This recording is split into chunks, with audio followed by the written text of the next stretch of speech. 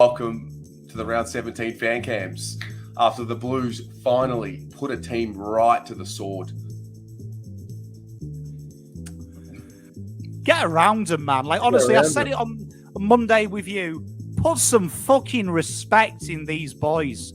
Put some respect. Sick of hearing, oh, I'm a bit PTSD. You haven't got PTSD. You're being a coward. Put some respect and credit where credit's due. These boys, when they perform, they give you your fucking money's worth and some. Yeah. Tell you what, I'm so proud of these boys. Every last one of them. Tell you what, every last one of them working their asses off. Working their asses off. Fucking Carlton run social media. They run the fucking league. This is our league. Get around these boys. Get around them. To be honest, I'm usually quite a vocal supporter, but I just sat back and watched that clinic of the last quarter. Chris. How we going, mate? You look comfy, mate. I feel comfy, mate, and I feel proud. Kano. Hey, Che, how you going? After a big win in the West. That's a massive win. That's a massive win. That's a great win. G'day, Jerry. Mate, how are you? Hey, good, buddy. Good. Good win. Hey, go to Baggers. Riley. How good is that? How good is that? That's a danger game, Terry. Zach. 11-5. That is just unheard of. It literally is unheard of for me. The Gals. Ted! Hello! Cheers. Cheers!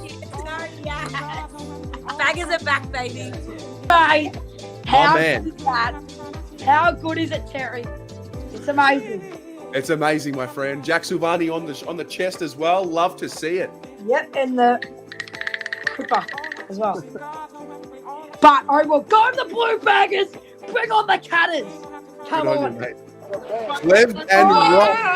Go to Blues! Go, go, go!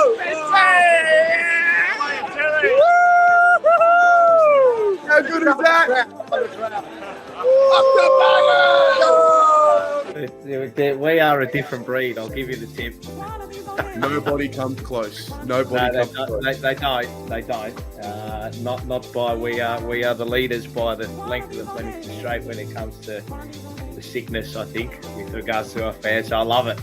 It's the best.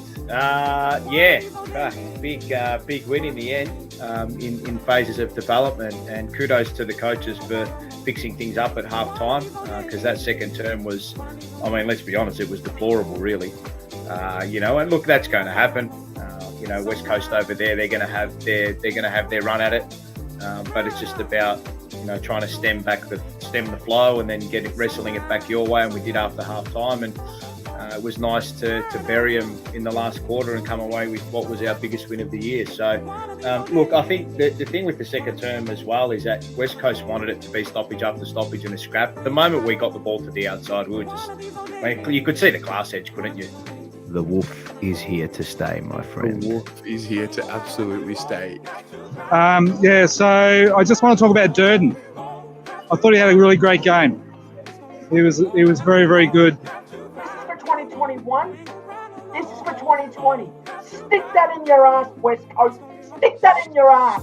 And then it was just party time. I'm like, this is awesome. I thought, this is it. This is good. We're good. This is amazing. This is what we need to be doing. Adam from Arizona. Hey, Terry, how you doing? Mate, happy 63-point winners. Yeah, I mean, this club is truly something sometimes, isn't it? What's going on, man? Oh, mate. Oh, fuck, it's turned. It's actually, don't need to convince ourselves, man. We're playing finals. Plain and simple. I've got to give a shout out to you and Will Hayes. I know it was 10 minutes and I might be getting carried away, but fuck. You're on our turf, in front of our fans. We're coming out, we're going to belt them next week. I just got the biggest feeling that next week's the week. Next week's the party. Oh, mate, enjoy everything, Tez. Enjoy everything. I reckon we've got the best midfield. Let's not fuck around. We've got the best midfield. Come on, what are we talking about? Let's go! Let's do this. The boys. Hey, Tez. Oh, the Wonder Boys, Terry and Charlie. The Wonder, come on! And people go on about the wins against Sydney and other teams like Richmond round one and stuff like this. I think it was around about this time last year, Carlton North Melbourne, I came on and read the stat that we have lost, or we were either the wooden spooners or lost to the team that finished last from 2014 to 2021. Wow. This year we haven't lost to a team that's that's placed 12th or lower. I think that shows the biggest improvement. Webby. Hello. Hello. Mate, brilliant. We're playing finals, baby.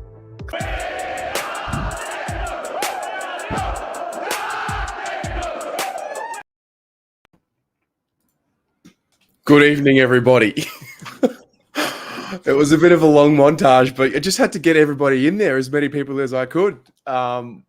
First of all, welcome to the Blue Abroad show after a big win in round 17. I've got Alexi, Lekdog, legend. What's going on, mate?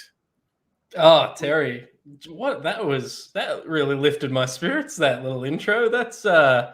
It's nice seeing everyone happy and smiling, isn't it? It's bloody enjoyable. So shout out to everyone who jumped on fan cams. That was very enjoyable. I'm excited to be here, Terry. Thank you for having me on again.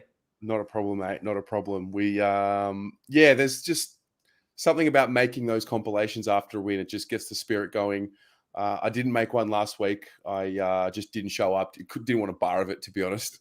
Couldn't be stuffed. So I just let it go. But nonetheless, mate, it was a good win. It was a win that we needed. We're going to unpack it. And then we kind of got to move on pretty quickly because there's a big test around the corner. No, it's let's enjoy it. Let's get through it. But yeah, huge game this weekend. Huge game. Top 8, top 4 shaping game. And I'm expecting big things. I think we match up well against them. But we don't need to talk about them yet. Let's talk about the game that was, Tez. We will. Before we do, thank you to everybody who is a member of the channel.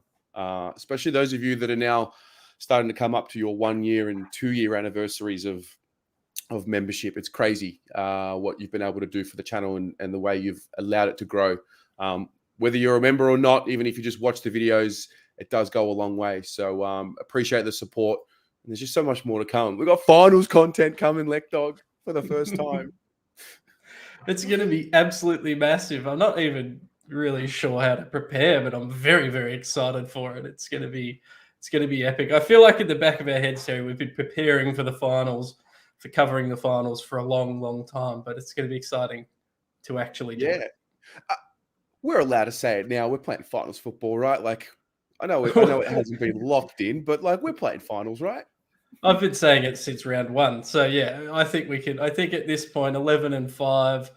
I think I've tipped us for at least another 3 wins. I think unless the world ends, I think we're playing finals, mate. And I think that's exciting. This is a very good football team we are watching, and I've said it a few times throughout the year. Say it on the teams show every week that we're still growing, we're still developing, and the best is yet to come. So everything from here on out is just a good learning experience and an exciting one because it's building to something big.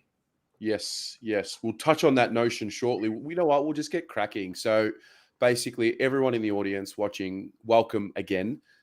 Secondly, you know how we do this now. 3 words to sum up round 17 while Lekdog gives his full summation of what that was.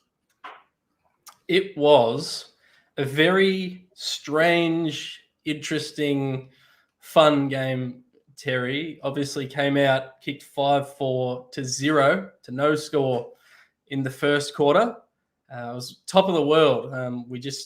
We were everywhere, but we did score all of those scores off turnover. So I was interested to see how we would go moving forward in the game, and if we would just start to dominate from clearance. Obviously, second quarter they kicked 7-3, 45 points. We kicked 3-3. So we didn't completely dominate in that second quarter, but we were still keeping the scoring ticking over. I know everyone on Twitter was melting down and it was the end of the world and it was another Carlton disaster, but I never saw it that way, Terrace. I thought it was pretty in hand. I don't know how you felt at halftime. So I was very pleased with the first quarter, as I think we all were, to put the foot down, knowing we wanted to respond after the disappointment of last week. there was probably about 5 minutes towards the end of the second quarter where I sort of started sitting there thinking, no, it's not really happening. Like we're just messing around there a little bit. I think, my perception, I don't know how true this is, but I think after the first quarter, it just seemed like we thought, oh, wow, look at us. We're going to win by 100 points. And then the things that have got us to that point all year, the selfless things, kind of went out the window. That extra handball wasn't made. That shepherd wasn't laid. Just those little things. And I think it was a good, timely reminder that as good as we can be in any game, if you are off that 5%, what can happen? I mean, they've put 7 goals on us in the second quarter. That's not good. So, I wasn't too nervous apart from maybe 5 minutes because I ultimately felt like we still had a run in us and the gear to go. Yeah, that's how I felt. Obviously, we were playing badly. I didn't let the doubt really creep in because I thought in the first quarter, it looked good when we kicked 5-4, but I still didn't think we were performing at our best. And then in the second quarter, it looked like we sort of took the foot off. And you saw it at quarter time. Even at quarter time, we're 5 goals up to a scoreless team, and Voss was letting them know in that break. So I knew we had somewhere to go. Disappointing second quarter. And then the guys who needed to start bouncing back, except maybe Paddy Cripps, who saved it for the fourth quarter in that third quarter, we sort of ground the game down. We slowed it down a bit. They kicked 1 goal, 2. We put on another 2 goals, 3. And then, hey, the fourth quarter happened. And that, I was talking to a Collingwood supporter at work during the week in the lead up to the West Coast game. And he said to me, Carlton at their best are the best team in the competition, and you cannot stop them from scoring. And we saw that in the fourth quarter. We kicked 7 goals, 4. We kept them scoreless in 2 of their, half of football. They kicked 1 goal, 2 in 3 quarters of a match, and we absolutely put it on the scoreboard. And that last quarter was exciting, and it felt like it validated sort of where we've been, because it's been a while since we put a side away like that, if ever, to be honest, in my time of memory and of watching, especially not the team that's currently equipped and as it's currently equipped. And Paddy Cripps, who really needed to step up, he did in the last and made his impact. So I think they'll take a lot of confidence out of that last quarter into next week. And for me, a really awesome performance. I think pretty much everyone stood up and performed at the level after that bad patch. But the good, once again, outweighs the bad. And I've said this a few times this year, Terry, when you can get 5 goals plus up in front, it certainly makes it easier to hold on to the win or maintain the pressure when it comes, which we were able to do. Yeah, definitely. And it also just goes to show what all this, I guess the word potential that we've been hearing for 7 years, and what it could be and what it might be. Just wait until Harry and Charlie and Jacob have got 5, 6, 7 preseasons under their belt, and all of those conversations, and now we're starting to finally see that happen. And, this is really year 1 of the run. Now, whatever happens this year happens. Who knows? We may win the flag, we may not win the flag, but I really do sense that this is just the beginning of, hopefully, the good times with this group. And it just looks like they're coming out the other end. Don't want to get too carried away because of obvious reasons. Anytime that we do get carried away, we lose. So there is that as well. But at the same time, the last question of the group I sensed from even our supporter base was, all right, well, you've done this. Well, can you beat a top 4 side? All right, yeah, well, can you beat sides below you? Oh, well, can you beat a team by 10 goals that you should be beating? So, we answer the question, and then we go straight into this big blockbuster situation. And really, it's a big blockbuster 6 weeks coming up. Yeah, it's a massive run home. It's not the easiest run home. You look at some of the teams around us, like a Collingwood, for instance, that on paper seem to have an easy run home. So it's going to be a huge few weeks for us, Terry. But I believe the team is good enough to stand up, and I'm not expecting them to win every game, but I'm expecting them to take a couple of scalps and win the games that they should. And if you add that together, that's winning most of them, which is what I'm hoping for. And I like what you said there about the run the run. We built the team, we've got to the runway, and now where the run begins. I think that's an exciting prospect, and you'll see over the next couple of years, just projecting ahead into sort of list management, where the club will be able to be sort of pick and choose areas where they want to inject talent or improve around the edges, where we've kind of been beholden to who's available, who wants to come to us. Zach Williams is a free agent this year. Let's throw some cash at him and try and get him. Adam Sard's out of contract. I think as the team builds and develops and the winning culture sets in, as it looks like it's starting to, you'll see us become an almost, this is me projecting, like a Hawthorn-like, where they've got the core, and if they need to fill a hole, they can do it with relative ease because they've got the runs on the board. So that's what I'm excited for. That's projecting ahead, but I like what you said there about this is the run, the beginning of the run. It's not like us to get too carried away and look too far ahead, is it, mate? No. We'll ask everyone in the audience as well just about their votes. So if you want to give your 3, your 2s, and your 1s, Lek, Dog, you and I are going to talk about some players who may or may not feature in votes, but I really want to start talking about some storylines that are emerging within the group as individuals and also as a team. So we'll start with the individuals. Who was your first player that you wanted to, highlight that may not have gotten a vote, but you definitely want to talk about? Yeah, look, the first guy I want to talk about is George Hewitt. Obviously, big recruit, had a really good game. Will probably be in some people's votes. But they interviewed him at halftime, and on the broadcast, they asked him after we'd just given up that run what we needed to do to regain control of the game, and he said tackles and ground ball gets, and he really led the way for us there. He did have, I think he had what did he have? 7 tackles in the end. He had 5 tackles. He had tackles inside 50 in the second half of the game. He had ground ball gets in the second half of the game, and he was everywhere. And what is exciting to me about him, and we've seen him do it all year, but the midfield was performing in a way which allowed him to be sort of the guy at the back of the stoppage or the back of the clearance, and he's just got time to turn around and either look for the handball option or wheel around and kick.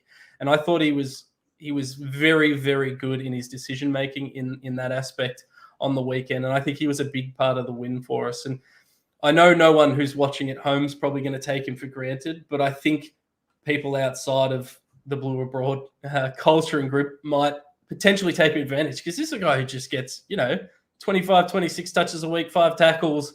He's a really important piece to us. And I thought he was just brilliant again. Yeah. Well, when we have them all in there, the midfielders, that is, and he is playing that defensive side of the stoppage, that is George Hewitt at his best. That is the role that best suits him, because he's so accountable. He's also so reliable to win a contest or at least halve it. I just don't see him lose many one-on-one contests when it's a 50-50 situation. No, and the exciting thing about him is that you can see him at a centre bounce, and he's almost playing, like, at times he's putting a body on and he's trying to stop someone's run. And then in the split second, he's the guy at the back with no one near him. And I just don't know really how he does it. He just seems to have all the time in the world. And he's probably not the definition of what we would consider a classy player, but to me, he is all class. And 81% disposal efficiency. The guy he plays winning football. So he was a big win for me. He was a massive win. I've got a guy who he was not in the votes. He could have very well been best on ground, though. Or in mine anyway, my 3, my 2, and my 1. And that's Tom de Koning. I think Harry and Charlie and probably Doherty and whatnot will be the story of most of the votes.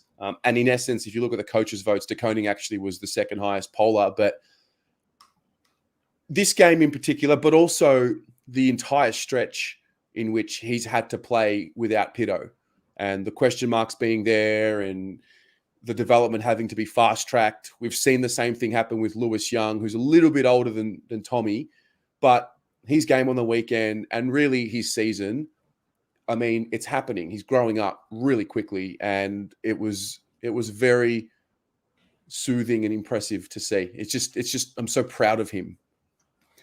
Yeah, look, he's developing really nicely, and those who've watched the live show on when we do teams, I've put my hand up just about every week and go, yeah, at the start of the season, I probably got it wrong. When Pito went down, I was really worried. I didn't think that this development would come as quickly as it has. And I don't think under a previous coaching tenure and under a previous team that lacked depth in the midfield, he would have been able to develop this way. I think it would have gone backwards almost, but it's been like a perfect world for him. He's come along, he's filled that void and then some. He's developing. I think I called him out during that second quarter when West Coast were getting on top, and then all of a sudden he was back in there just impacting everything, and 7 hitouts to advantage, as well as impacting below his knees, some score launches. Look, he was really good, and I do still think we need another full-time or part-time, not Jack Silvani in the team to help even maximize Tom De Koning even more, so that when he is getting beaten by the wrestling ruckman, he can have a rest and we can throw someone else in there. But hey, mate, he was awesome, and I was really happy with him, and he's been fantastic for us since Pito went down. So credit to him, he's developing well, and suddenly those question marks we had pre-season coming in with only 2 ruckmen on the list, maybe are alleviated a bit moving forward into the future, and maybe it's not a hole that we actually need to fill at all. Yeah. Well, I mean, look, the idea of Pito coming into the side, and, you look at those middle 2 quarters, Nick Nat started getting on top, which he was always going to. It's Tom, very, very few ruckmen dominate for 4 quarters, but the idea of having a ruckman of Pito's caliber who's strong enough to throw anyone around and wrestle with anyone, to allow Tom to come in and use the athleticism, who now has this proven ability to get a little bit more physical, also win some ball on the inside and win some clearances. It's a selection headache, because I love Jack Silvani around the ball. I just think good things happen, but I also have not forgotten how important Pito is, not only for hitouts and ruck work, but the blocks that he puts on for the midfielders and the space that he creates just by being the big body that he is. It's a really big ace up our sleeve come the end of the season. When you're looking for something extra, every other team thinks they've got you figured out. All of a sudden, we add another player into this mix. Yeah. I think if anyone wants to remember how dangerous the duo can be, the 2 of them in the same side, go back and watch that Richmond game where Pito does most of the rucking. And in the 4th quarter, I can't remember if Nank was playing that game or if it was Solder, whoever it was, but in the 4th quarter, they throw TDK into the ruck and he just jumps over the top of them, and we win out of the back of that. So go back and watch the round 1 Richmond game if you want to remember what that's like. But yeah, it's exciting stuff. It's really good to see that he's developing. Before I get you to give us another player, I want to highlight this comment, because I think this is significant. So Petra has commented here. This is a quote from Adam Simpson's press conference. So Adam Simpson said, "I don't think you can underestimate Carlton. They're a tough side, and if you let them dictate terms, you can get touched up." If you go back before round 1, it was all around earning respect from the competition. It's not done yet. We're only 17 rounds in, but one at a time, every team we seem to play, I think we're starting to turn that perception of what we are, and now teams expect us to be tough, and that's where the next challenge comes from, because we're not a surprise packet anymore. Yeah. Oh, mate, go back to the Port Adelaide game last year where Ken Hinkley post-game said, we sort of put the feet up, knew the game was over at halftime. It's very different stories coming out of the opposition coach's box, and that I hadn't seen that quote, so that makes me quite proud of the team. That's excellent. Absolutely. One more player you want to highlight, and I'll give one as well. Yeah, Matt Kennedy. I'm almost see him as a yin and a yang with George Hewitt. George Hewitt, as I said at halftime, said we need to work on our ground ball gets and our tackles. Well, Matt Kennedy had 7 tackles for the game. He had 5, I think, in that second quarter. So he was really putting in some effort to try and get us back into the game when we lost some of the control. And then he had, I think he had 4 or 5 ground ball gets inside forward 50, and he's just generating opportunities for us and keeping the ball alive, keeping the ball going when it goes forward. And another strength, which we've talked about a lot this year is his contested mark. He seems to it doesn't matter how bad the kick is going to him, he hangs on to it. He can be a really relieving for us. And talk about storylines. I don't know how you choose a most improved this year, because we saw signs of Kennedy improving last year, but he's up there for me as one of the best stories, a guy that was on the rookie list and is now an integral part of our midfield and is really probably keeping a veteran like Ed Kerno out of the side. And I think will continue to, because Matt Kennedy, 5 clearances, 300 plus meters gained, 27 disposals. He's doing all that stuff and still has upside to go as well. So I thought he was huge for us on the weekend, and I think he's been huge for us in pretty much every game that he's played for us this year. Yeah, totally. I have one more, but I really wanted to give it to Durden, and I will just give a little shout out to Durden because he hit the scoreboard. Yeah. You know I'm biased, so I'm always going to say it. But Lewis Young, what a find!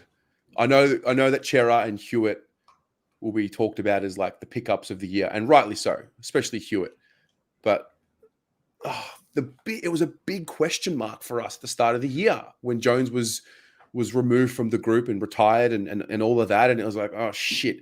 A lot of us thought it would be a problem. It has not been a problem one time this season. I've not thought about, oh, gosh, Jonesy. Like, Lewis Young, the blessing in disguise that is Jacob Wiedering being out was that we got to really see what Lewis Young was all about. And now that Wiedering's back in the side, you give him another week, maybe 2, to just find his, 10 out of 10 touch again.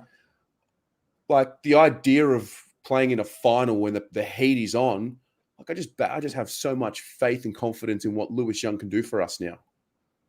He's been massive, and Pom and I spoke about him in the lead up to the game this weekend on the show, and basically, I think, and this might be a hot take, I think if Liam Jones was on the list and for whatever reason the same thing had played out and it was Young who was in the team, I don't think Jones would be able to get back in. I think Young's that good. He plays sort of within his limits. He knows what his limits are, and he doesn't exceed them. He plays smart footy. He's one of our statistically best users of the footy on the list. He's elite for spoils. His intercept possessions when he needs them are good, and his one-on-one contest work is just massive. And he didn't need to see a hell of a lot of it on the weekend, but he was able to still impact the play and cut it off. And yeah, he has been unbelievable. And kudos. I mean, you contrast. We gave up Sam Petrescu's Seaton for him, and you wouldn't say he had an impact on the weekend for West Coast. But Lewis Young certainly had an impact for the Carlton Football Club. So it's been a huge get for us. And I would actually say he's outperformed Adam Chera this year as an acquisition, especially if you factor in what we gave up for him. So yeah, no, huge raps. Mate, you are right up there when it comes to someone who studies the transactional side of the game. And you just touched on it then. Wildy's got a great comment here about the pickup. But just to remind us all, because sometimes we forget what has happened. So we had Sam Petrescu-Seaton. We lost him for, mate, was it pick 53? Is that right? 50 Yeah, something? I can't remember the exact pick. I can pull it up. But yeah, something like that. Long story short, we trade Samo, who we love and adore and all of that. We trade Samo for a pick in the 50s, which we on-traded to the Western Bulldogs for Lewis Young. Wow. It's amazing what one move can do. And I think we've made a couple of them in this off-season, Yeah. The Nick Austin's been, and his team, I don't know who his team is, but Nick Austin's been really good for us in hindsight. At the start of his tenure, I questioned some of the moves, but they've just slowly all starting to tick, and he's just getting win after win after win. And yeah, it was pick 52 that we sent across. So you were right there, Tez, for Lewis Young, who's now he's a 23-year-old key position defender who's now going to play in our best 22, you'd think, for the next 10 years.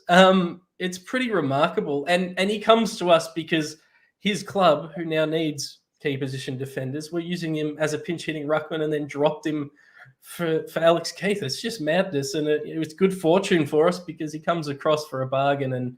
And if we had not picked him up, we would, in hindsight, we would have been bloody stuffed this year. We would be in serious trouble. We'd be calling for heads. We'd be wondering why Levi's not on the list to play back there. Yeah. But look, it's good. It's good to have him around. It's good to have him around, and just proud of him and the work that he's put in. I have another question around. I want to talk a bit about the drawing of the free kick, because we saw it a bit more. Zach Fisher got Samo with it with the first goal of the game, and seemed to do it a few times. The Eagles even did it as well. I guess my question is this just the game evolving and this is just what it is? Or do you think there will be a correction made to the rule by the AFL? Because finals are around the corner, and I would hate for a final to be decided based on someone doing this. I don't. It's not a great look, but I don't really care if a player is doing it effectively and winning free kicks if it's the best thing for the team. Not necessarily just for us, just in general. I think if we've allowed playing for free kicks to become a skill set within the rules of the game. So if you are good at it, kudos to you. I'm still going to yell at you. I'm still going to hurl abuse at you. I hate the look of it, but kudos to you. I don't think there will be an official change to rules or anything like that, but I think they will start to let them go. There's been enough furor in the public that they'll start to not call them. One thing I think that we're lucky from is that Zach Fisher's probably not a household name enough for there to be much outrage. I know Swoop Luke tweeted about him, but I don't think anyone else is really going to be looking at Zach Fisher's drawing of free kicks and making a big deal. Maybe if he peroxides his hair, more people will care. But I think from a Carlton perspective, I don't think that's a real issue. I've actually got more issues with how like a guy like Harry, when it's not going his way, plays for free kicks, to be honest, because that seems even more blatant to me. So it's a tough one. Look, I think they will start to not reward those kicks, but I also don't think it's going to impact us that much. Personally, I guess when I saw Fish do it, it kind of reminded me of Jack Univan, who looks for it, and it's frustrating and all of that. And then I think, what would Michael Voss want us to do? Like, how would Michael Voss play? And I just sense, just from the amount of footy that I've watched in my life, more times than not, and this is just a very anecdotal view, but more times than not, the team and the players that just go in hard and honestly in the long run win. They win games, they win moments, and I just want us to be very mindful and careful not to fall into this reputation of drawing free kicks. Let's just be the honest, tough team that we've been all year. Having said that, I'm not a player. None of us are players. None of us have taken the field at the level. So we all need to remember that as well. But just the optics of it, I'm just very curious, because it stuck out a lot more to me in this round than any of the other previous ones. Yeah, it definitely was. There was a few players who did it this round, and it's been probably building a little. It helps that all of our games are now must-watch TV, so more people are watching that. Same for Collingwood, which is probably why it's popping up a bit more.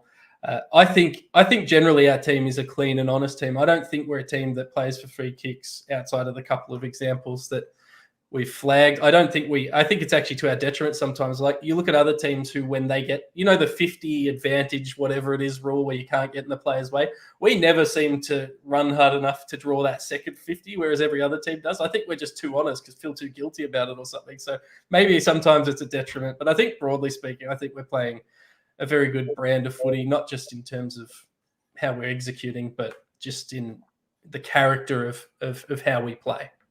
Yeah, 100%. I'm glad we got that conversation off there, because I was really curious about it. I didn't know how I felt about it. I wasn't fully comfortable with it. That's fine. And that's what the forum is for, to have the chat and have the discussion. Were there any other storylines that you think either came out of this game or that are starting to emerge beneath the surface, that are starting to bubble? Not really storylines. I want to shout out Adam Sard again, who didn't feature in the way he normally features, but I believe his direct opponent was Liam Ryan, who had 3 disposals for the game. So I just wanted to shout out again to those who think Adam Saad doesn't defend. Turns out he does. And obviously, we don't need to get into the reads on this one. There was a lot of Plowman chatter. I thought broadly he was fine in his role. There were some mistakes that led to goals. Do I think he's going to be in our team if our full defensive lineup's available? Probably not. But until that's the case, Terry, I think he's going to be in the team because he plays a difficult role. And I know that's going to get some comments, but I just thought I'd mention it.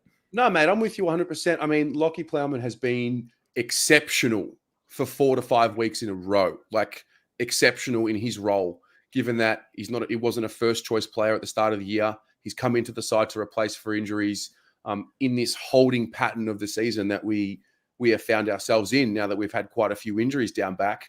I just think he's been phenomenal. And yeah, I'm not here to tell anyone how to support, but it does get a bit uncomfortable at times when you see it does 1 or 2 bad moments, and then it's like, oh gosh, he should never play again. He should retire. No one's perfect. I've had my moments with Plowman. I've learned from them. I just think it was 1 or 2 or 3 bad moments, and that's it. They have him. Cripps had him as well.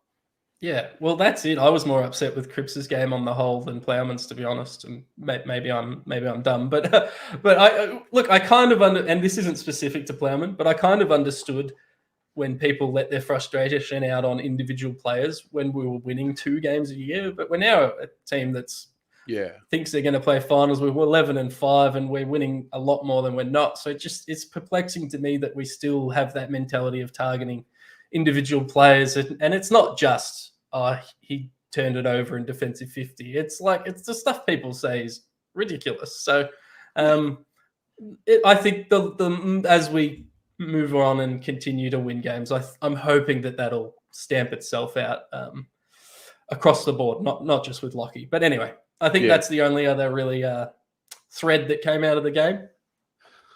How have we gotten this far not talking about the fucking Twin Towers, mate? What? I don't know. What is going on? What are they? What in the world are they doing? They give headaches. They are a problem for everybody else. I'm not sure. I've seen a lot of votes over the weekend where Harry didn't feature. And he kicked 5 goals. They kicked 10 between them. We've got to give him some votes, people. Him and Charlie. Charlie is unbelievable. He is unbelievable, and he can impact a contest without actually really even being in the contest. The marks he is taking at the moment, and the way that he's landing still. I mean, it actually doesn't scare me anymore. I feel like it should, but it doesn't, because I'm so confident in him now as a player and how the club has managed him. And the fact that I'm now looking at him as the 1A punch in our dynamic duo, given the Coleman from last year is the other part of that, the Coleman winner is the other part of that duo, is just incredible. And we spoke about it on the team's preview that they were going to be a struggle to contend with because outside of Barras, the West Coast backline was pretty decimated, but they absolutely just took the piss, mate. And I am just so happy. We've got 2 of the top 10 goal kickers for the year. We've got the current Coleman medalists. We've got last year's Coleman medalists. I'm ecstatic. And this is what we dreamed of at draft day back in 2015 draft. This is what we dreamed of. Stephen Silvani was a genius. Wayne with the 20 says, did you guys see Charlie drop the F-bomb on live TV? I think that shows the level of excitement. I feel like he's doing his best to make sure that he doesn't get interviewed after games. Yeah, no, that was amazing. That adds to it. The man is a character. He's happy. You could see. I don't think anyone, maybe Dirds when he kicks a goal, but I don't think anyone celebrates with more passion than he does after every goal. Not just like a clutch goal or a difficult goal, just every goal. Even if he gets a 50-meter kicks from the top of the goal square, he's up and about. This man loves his football. They had 17 scoring shots or shots at goal, not scoring shots at goal between them. And that is just a recipe for success. Like, it's just amazing. Yeah. One more thing on the game before we move on and put it in the books. It needs to be addressed. The woof. Oh. The WA crowd, first of all, phenomenal effort. Absolutely phenomenal effort. I kind of expected there to be a bit of a drowning out from the West Coast fans because it just naturally is that way. They're very passionate about their club. But we were unbelievable, and the woof is well and truly back.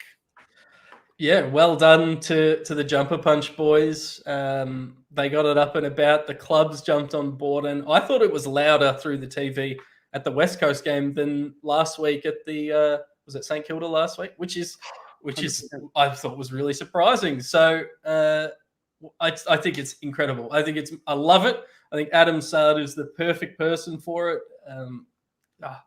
And I just wish that he didn't have to have such a defensive role on the weekend, so we could have heard it more. But he did have 11 kicks. He's pretty good at finding the ball.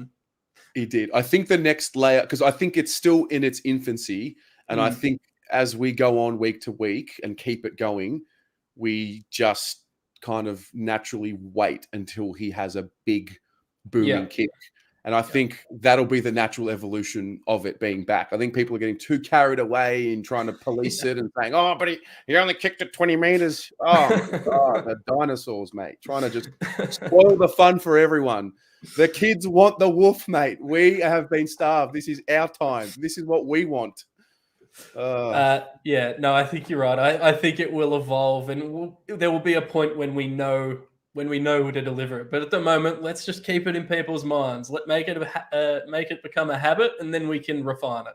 Yes, correct. It will get better. All right, that's the game. Time to move on. Now let's get to business, right? Let's get to business, and let's talk about the run home. We have 6 games left. We sit in 5th position. We sit with 11 wins and 5 losses. Been really talking about this thing 2 weeks at a time. So let's just do that 2 weeks at a time. We've got a very important game coming up against Geelong. And then I believe we travel to Adelaide. I could be wrong on that. No, we've got GWS before GWS at Marvel before we head to Adelaide. Okay. So I ask the question in 2-week blocks all the time. I love it. What do we want to achieve in the 2 weeks coming up? What do we need to do to just stay on track? Is it just a simple 1-1? If we're serious and the real deal, is it 2-0? How do you feel about it? If we win the next 2 weeks, we're going to win the premiership. If we win one of the next 2 weeks, we're going to play finals. So it's a big game against Geelong. We've had a couple of good wins over them over the last couple of years. And we've always said, even when we were terrible, that we match up well against them for whatever reason. So, look, number one goal is beat Geelong and beat Geelong in a convincing fashion, which I think we can do. I think if we're kicking accurately in front of goal, I think we will generate enough opportunities to do it. It's just about converting the opportunities we do have.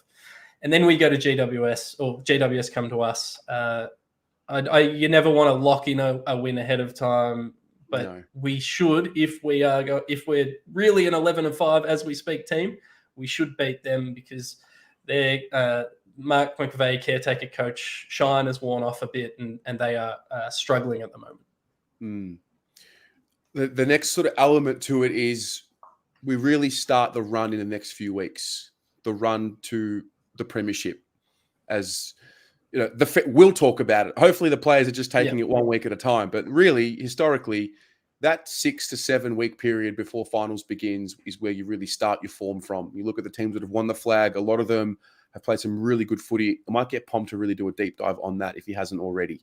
The run leading up to finals.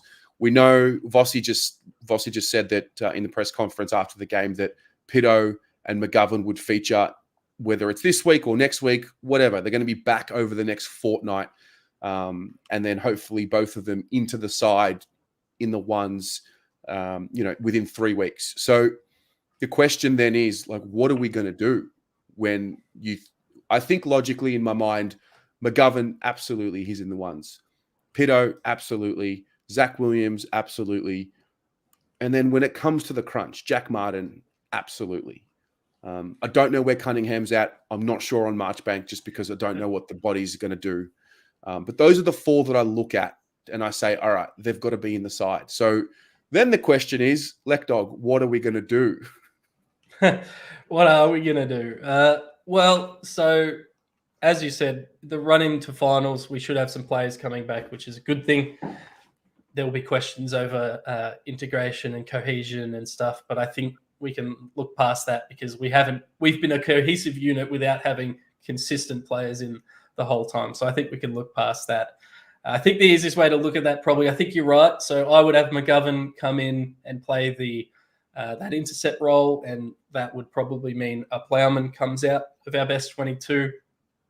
I would have a Mark Pitnett come into our best 22, as you said. I would also have Jack Martin's an interesting one because I would have told you all year that he's in our best 22, but because of the upside and the top end talent that he brings to the table. But if you bring in Zach Williams, you bring in who else did we say? McGovern, and you bring in Mark Pitnett into your team. That means you're squeezing out guys like Jack Nunes, guys like who else? Matty Cottrell.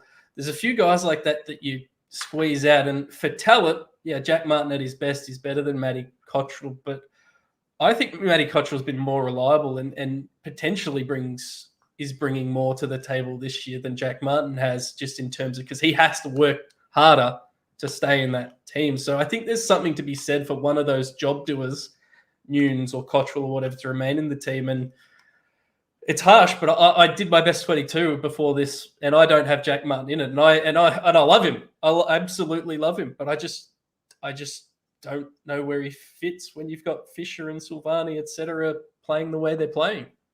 I've got your skeleton. Hello. Hello. I've got your skeleton coming up. There we go. Your skeleton best 22. I've put it up here. This is basically if everyone's, all these main players of ours are fit. Yeah. For those of you watching at home, what do you think of this? And what would you change to it? To be honest, bro, I'm with you on this. I really am. I'm with you on this pick.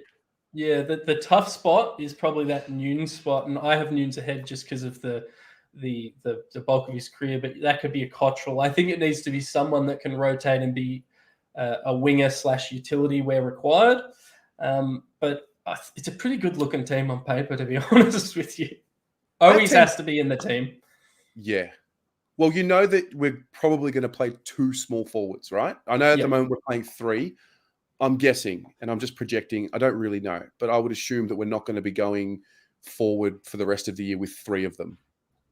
Yeah, I don't think so. Not when you've got guys that can rest forward if required. Fisher can play forward. We've seen Walsh at times rest forward, but always number 1, or I think he's now number 2 tackler inside 50 per game. Durden, we saw what he can do on the weekend. They have to be in there. So yeah, there's maybe in my mind like one spot on that's up for grabs in this, and it's a tough spot to grab. Like if everyone remains fit, I think this is it, because Cunningham and Marchbank, I don't think they'll be back. And Williams we saw play earlier in the year defensive roles. He also has that ability to move up and down the ground. So yeah, I think he has that stalker role locked down, which that Boyd role, I guess it is, because Boyd's been in there most of the year. But yeah, this for me is a pretty good side. It's a very good side. It's just a matter of getting those boys on the park. Well, that's it. And with their synergy. But shit, it's exciting, isn't it? It is. It's like this is a time in the year where traditionally, I guess this time last year we got to round 17. I think we were coming up against Collingwood after having a really embarrassing loss to, it might have even been West Coast, to be honest. West Coast Waffle team. Yeah, the West Coast Waffle team up in Sydney. How can we forget? And this time of the year, where it's just a pipe dream. Finals is a pipe dream. But now we're talking about finding momentum and the run home. Can't take these moments for granted. No, we can't. This is it. This is a real chance for us. I know this is going to sound crazy and like I'm looking too too far ahead. But this is like, what was it? Was it the 08 Hawks and the 16 Dogs? This for me is like our building block. And whatever we achieve this year, and I think it will be good things, I think we have achieved good things, is like, this is like anything we do from this point to the rest of the season is a little boost, a little jump ahead of the rest of the pack around us on the ladder for the next few years. So it's important that these players get back and that we put some really good footy out there on the run into finals and win a few finals, but win at least a final. And because there's no telling how valuable it's going to be to us, not necessarily just this year, but in the years moving forward. So yeah. I saw this comment from Blackarat. I like it. He would be a good dangerous sub. The only thing is, do you bring a sub in? I guess you bring a sub into the game assuming they're not going to play, right? Yeah, unless it's the grand final and then you do something dodgy and someone's got a sore foot or whatever. Someone becomes a sacrificial lamb. Yeah. I think like a Hayes even could be a good sub. We saw him come on and he played really well. He's really versatile in what he can do. We've got a lot of options and it's a legitimate consideration if you've got your best 22, who your sub is, because let's say we got our best 22 out there. We've got a lot of not something you could have said the last couple of years. We now got depth 4, 5, 6 places. There's 6 guys I'd be happy to have as the sub. So yeah, it's exciting stuff. All right. I've got some Q&A questions. I put a question box up on Instagram. I haven't done it in a while. There's some seriously deep and meaningful questions. You know I love to be deep and meaningful. I don't like the surface level stuff. I'll run through a few of them and we can all get involved. This one is from John Cabalan, and he says, who is our most influential player at the moment? Oh, that's already a hard one. Do you have an answer in mind while I scramble to think? I still believe Jacob Wiedering's our most valuable player. Mm-hmm. I still believe that. And I know that Lewis Young's been phenomenal and the defensive mechanism has been proven to be good enough without Wiedering. But I guess when he's not there, you just really realize what you don't have, what you have until it's gone. I think I've said that right. But yeah. I still think Wiedering's our most valuable player. Influential. Yeah, I think it's one of Charlie or Sam Doherty. Charlie for his explosiveness, his ability to turn something into nothing, and Doherty for his calm head, his courage, and his leadership from back. Different roles. It'd probably be easier to replace Sam Doherty's stats than Charlie Curno's, but I think Sam Doherty is more than that. So Sam Doherty is my answer. He's our most influential player. Most influential player. I thought it was a really good question. Thank you very much. It was a great question. This one. This is from Carlos Ramirez. Big fan of the channel. So 3 traits that a player can have. What do you prefer? Passion, athletic ability, or competitiveness?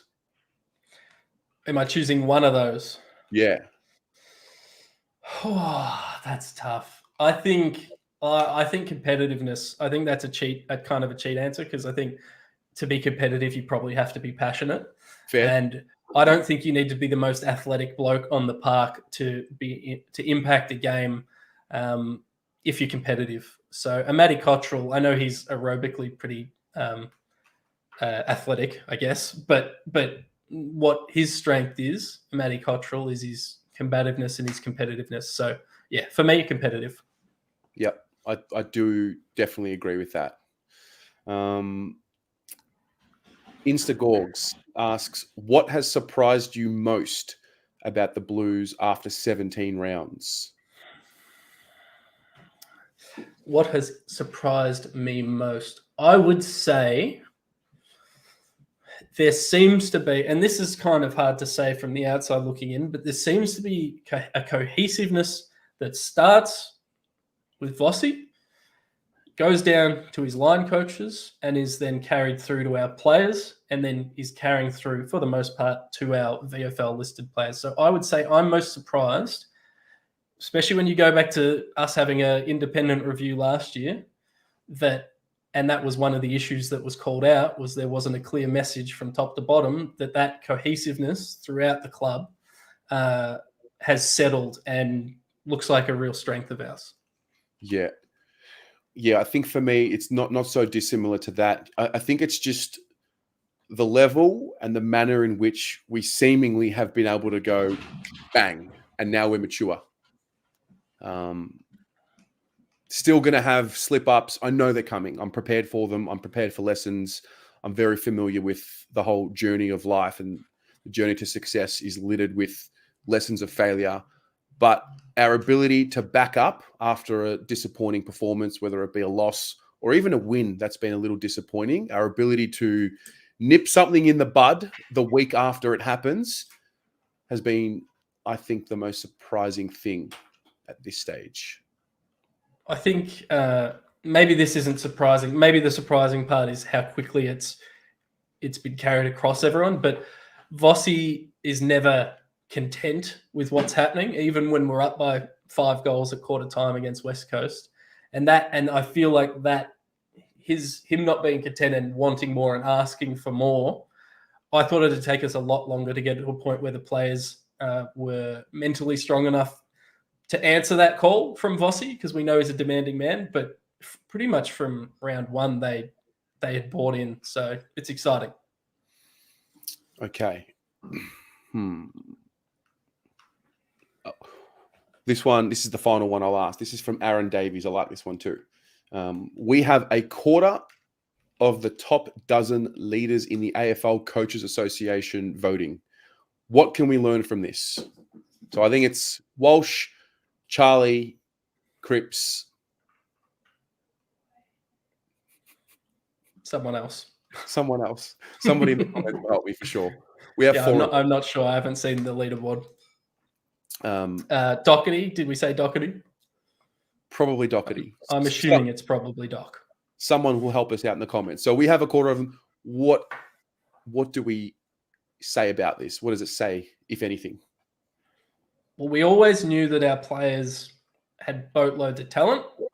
That helps when you're down the bottom for a bit, and you can get some good picks like a Sam Walsh. But for mine, I think it speaks to the simplified and clear roles that everyone's playing. The coaches are sitting there, they're looking at the game, they know what our players' jobs are, and they know if they're executing them or not, which came out of the independent review that players didn't really know what their role was. They kind of didn't know what they were supposed to be doing out on the field. I think the simplification of the game plan, or at least the simplification in how we explain the game plan to the players internally, once again, projecting from being outside, is making everyone's roles more defined, which means when you're exceeding in that role and your teammates are exceeding that role, everyone's lifted up. And I think we're just seeing kind of the cream rise to the top because of that. Yeah, I think there needs to be an element of credit given to the players for what they've done to get their bodies right, but in particular, Doc and Charlie, who have missed a lot of football, especially Charlie. And Doc's obviously had his situation. And when things are not going positively, everyone is very good at pointing out what's going wrong and where the criticism should lie. I just haven't seen the same energy towards Andrew Russell and the high performance team in a positive manner for what we've been able to see from Charlie and from Doc this year. Both of them are guys, and Marchbank to an extent. I know that he came back and got injured, but both of these guys are guys that at the start of the year, it was a bit uncomfortable and awkward to talk about them because it's like, let's not put any expectations on them. I believe I'm right in saying this. Charlie and Doc have played every game this year. I believe that's correct. I'm glad you mentioned Russell, by the way. I'm glad you mentioned that because it's the Prendercast boys actually spoke about this, and they said that his legacy, success or fail, would be connected directly to what Charlie Curnow could do. And they've been saying that since he was signed. Well, Charlie Curnow is leading the Coleman and in the top whatever it is quarter of the coaches' votes and has played every game. So I would say we need to give some credit to him. Yes, there's been a lot of injuries, but a lot of them have been in-game injuries that you can't help. But the preparation of guys like Cripper this year, was question marks over him last year, having Doc play, having Charlie play, and play at the levels they're playing. You have to give credit to Andrew Russell and his team. And I've been there. I put my hand up. I'd potted him at times when we had 700 people injured and it looked like no one was fit, but they've got it right this year, and credit to him. Well done. I'm absolutely glad you mentioned Russell and his team, because they credit. It's just not how people think. People don't think to give compliments and talk up positives. It's much easier to be negative. But when you stop and take a moment and you think about the best stories of the year, Curnow, Doherty, how have they come about? Well, Andrew Russell has to have played a pretty big part in that. Yeah, absolutely. So much kudos to go around. A few other things. So big week this week. Tomorrow morning, the Almost Blues Brothers podcast drops. Tomorrow night, the Jumper Punch drops. I don't have a preview for you tonight. Rocco was in Perth with his blazer on. He just got the red carpet treatment. I'm told that he was signing babies and kissing foreheads, and it was a bit of a scene over there. The whispers are telling me. So they'll be back tomorrow. They're up and about. Also, check out the Cheer Squad raffle. So it's a signed Jacob Weeder in Guernsey this week. So the best thing to do is really go to the Cheer Squad Instagram page, link in the bio, get a raffle ticket. They do some phenomenal work. And I mean, everyone does phenomenal work. There's so many different elements to the fan base and the club that go on. It's, we live week to week, and you can quickly forget the efforts of some of the people that have been around for many years and doing their thing. So, I think some more kudos is due there. Lek Dog, before we finish up, final changes or suggested changes for this week, or is it too early to tell? It just depends. It depends if what level, if any level, Pitto and McGovern can play this week. If they think they're ready for senior footy, then I'm going to find a spot for them. Jack Nunes came off. I think he was subbed off in the end and maybe had a knock or two. But I think it would just wait and see. But if Pitto's available or McGovern's available, more so Pitto, I want him in the team. Gov, I wouldn't mind seeing him at least run a few laps before I put him in the starting 22. Love it. Mate, thanks so much for joining tonight. It's been a pleasure to have you. It's been a good hour. Love you. Love everybody. And get there on Saturday night. Come on, 70,000 people. Let's do this. We'll be there.